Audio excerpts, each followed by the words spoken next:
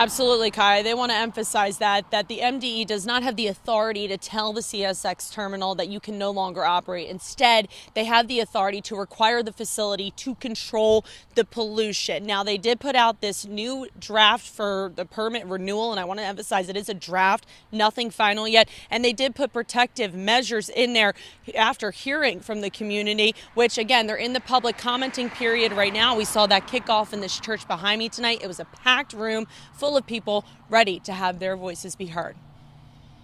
For this guy to stand up here and say that he cares about my community is a lie. Community members tell 11 News they fear major health impacts from the CSX coal terminal, especially considering the Maryland Department of Environment has confirmed through a study there is coal dust in the air of the South Baltimore community of Curtis Bay. There are times where there's like soot on your car window. The current permit CSX has for the Curtis Bay terminal was set to expire in 2023, but was extended to give time for both community input and for evidence gathering of air quality in the area.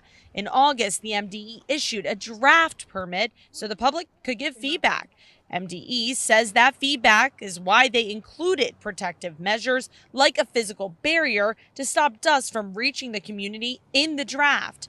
However, they do emphasize the one thing they cannot do is tell CSX to stop operating here. They're a federally regulated facility. They're allowed to transport coal under those authorities. What we can say is that you can't cause a nuisance or cause and contribute to problems within the community, and we can write the permits in a way that restricts that ability. Anika Atkinson with the MDE says they can fine the facility for violations. And CSX received one of those violations just last month when machines inside the terminal were seen pushing dust into the community. But what if they keep doing it? What if they keep violating? Then what happens? Then what can MDE do, if anything?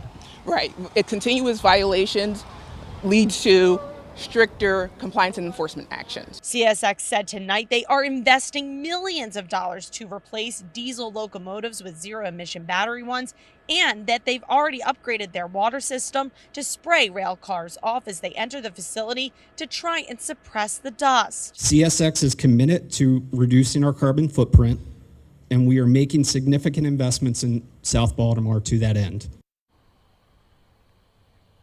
And many people did tell me tonight, many residents, that they want to see this permit rejected or denied by the MDE. However, I want to make it clear the MDE tells me that even if they were to reject or deny that permit, CSX can still operate under their current permit that's in place. You have till December 16th to provide public comment. We'll have that on WBALTV.com. Live in Curtis Bay tonight, I'm Tori Yorgate, WBAL-TV 11 News.